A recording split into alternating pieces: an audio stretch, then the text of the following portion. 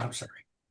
Right. Ve-Ele Ha-Begadim asher Ya'asu חושן ואפוד ומעיל וכתונת תשבץ מצנפת ואבנת ועשו בגדי קודש לאהרון אחיך ולבניו לכהנו לי. Okay. So this verse describes the garments that are done for Kohen Gadol. We have a high priest. Okay. In any given time, there is basically one high priest. And these garments are designating the high priest as someone unique. You know, they talk about how the garments make the person. And obviously, it's not always like, it's not enough to have these garments, but it is also, there is something significant in the form, not just in the idea behind. Okay, this is how you do things. Okay, this you cannot have a king that looks like a regular person. Okay, we are built in a certain way. And there is also a difference between the ordinary priests, what is known as Kohen Hediot. Not, by the way, not unrelated to the English word idiot, but the point is not his intelligence, but the fact that he is regular, he is common, and the high priest. Okay, so the regular priest would have only the tunic, the turban, and breeches, and like pants. Okay, and the high priest though has eight garments. These 8 garments, while we see them with the high priest in the second temple, when there is no longer the oil, the ointment, the anointing of the high priest is no longer practiced in the second temple. Once they put on these clothing, that is the point where they are appointed to become high priests. Okay, so that's the begadim of the high priest. By the way, even some of the wording here is related to Akkadian words that have to do with priestly garments. For instance, the word Ephod, which we don't know from other contexts in biblical Hebrew, has to do probably with expensive garment. Okay, and like in Syriac and in Akkadian, this is a regular word for a priestly garment, expensive garment and priestly garment. So that's Ephod. We have other like mitznefet, which has to do with binding something, okay, or wrapping something. So it's probably like a wrap up, a turban-like headband that they had, okay. And generally speaking, we have the word begadim. That's the Hebrew word generally for clothing or dress. These are bigdei kodesh. These are begadim of holiness. So what we can see here, just as a morphological morphological note, ha-begadim is definite, right? We have the definite article, and it's plural in the absolute state of the noun. Okay, ha-begadim, the garments. Vigdei kodesh, we can see that we don't have the definite article.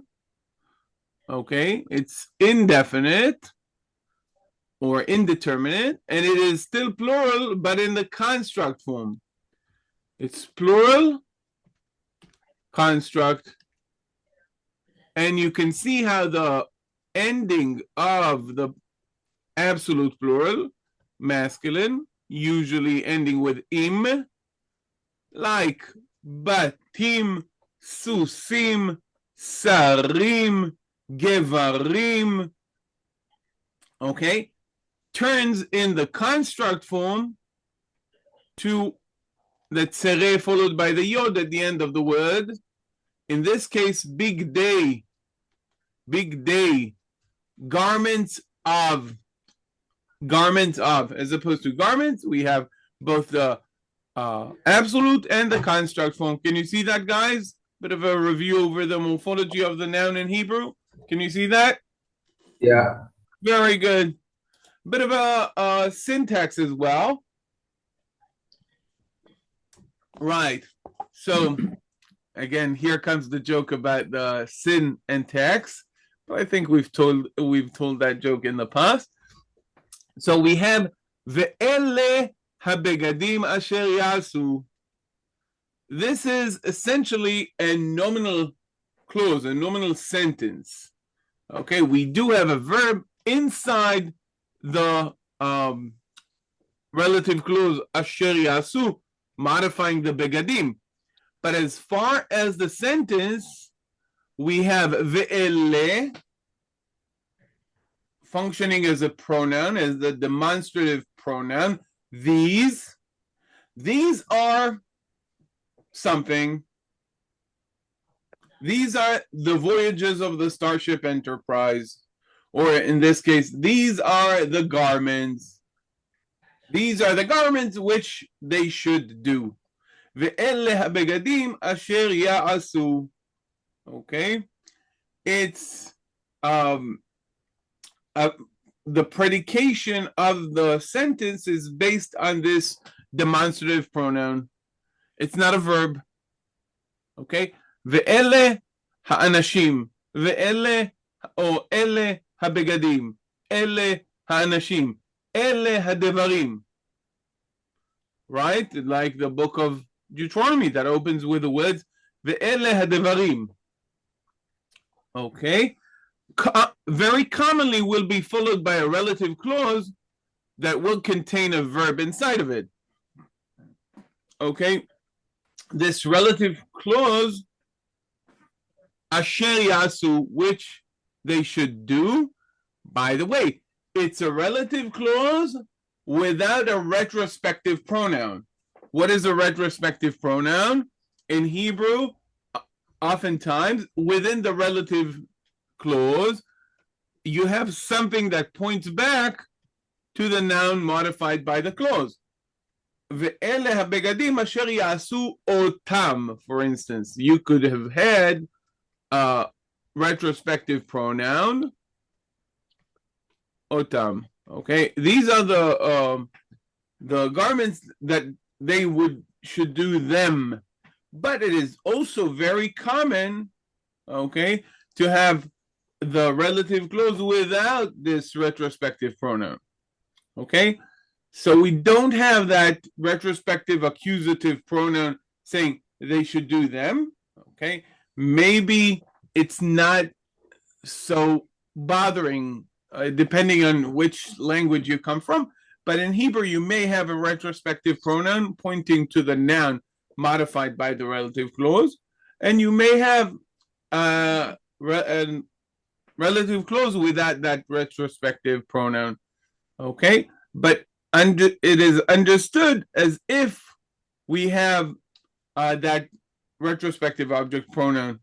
Okay, and we have that in many other examples in biblical Hebrew, but we also have that retrospective pronoun in many cases. So Ve-Ele Ha-Begadim asher Ya'asu, and then we have a list that details, okay, the Begadim asher Ya'asu.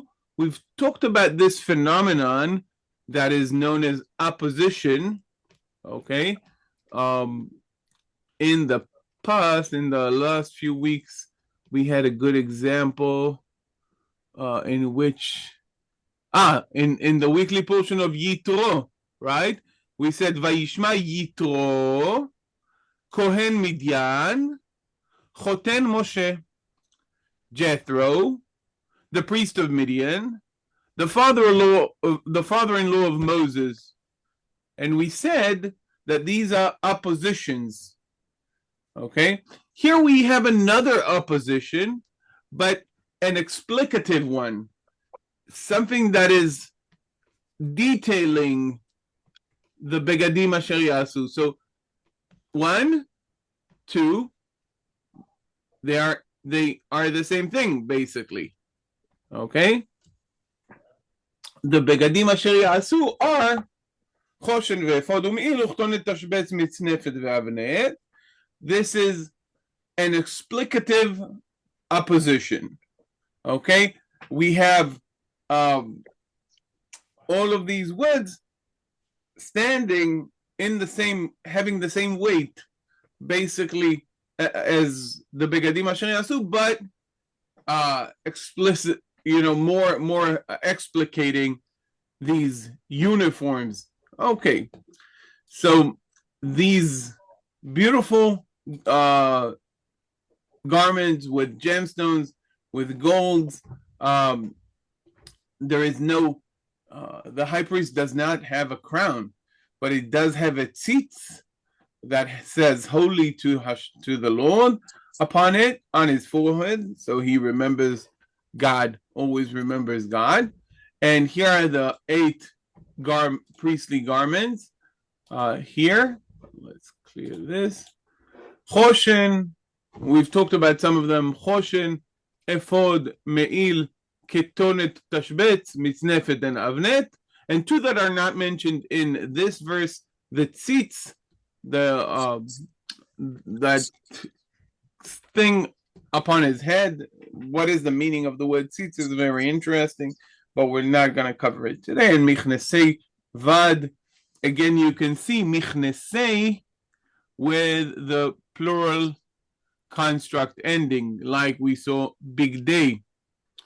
So there is a lot of attention given to the priestly garments of Aaron, which leads me to something that I've already sent you in the email and in the reminders, and that is the question about what is not in the weekly portion.